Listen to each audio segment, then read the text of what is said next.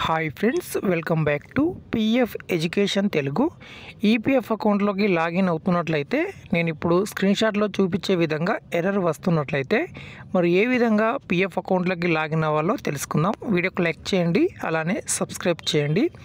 చాలామందికి పిఎఫ్ అకౌంట్లోకి లాగిన్ అవుతున్నట్లయితే ఈ విధమైన ఎర్రర్ అనేది వస్తుంది. ఇక్కడ మీకు నేను చూపిస్తాను. సో ముందుగా మనము ఈపీఎఫ్ మెంబర్ హోమ్ పేజ్ ఇక్కడ ఓపెన్ చేస్తున్నాము.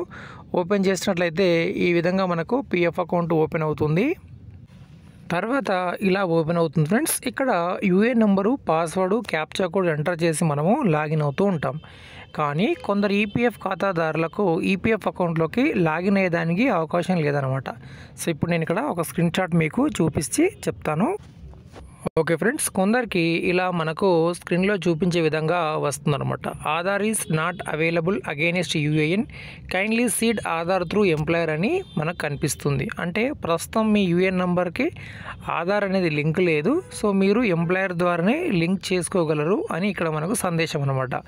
ఇక్కడ కొందరు ఎంప్లాయర్స్కి ఉన్న సందేహం ఏంటంటే, బ్రదర్ మేము ఇప్పుడు ఆ కంపెనీలో డ్యూటీ చేయడం లేదు, మరి ఎలా మేము లింక్ చేసుకోవాలి అని. మీరు ఆ కంపెనీలో డ్యూటీ చేయకపోయినా కూడా ఏదైతే మీరు లాస్ట్ టైం డ్యూటీ చేసి ఉంటారో ఆ కంపెనీకి మాత్రమే యాక్సెస్ అనేది ఉంటుంది.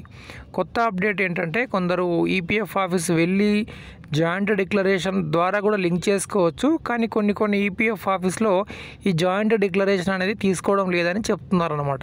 అందుకోసం మీరు ఎంప్లాయర్ని కాంటాక్ట్ అవ్వండి.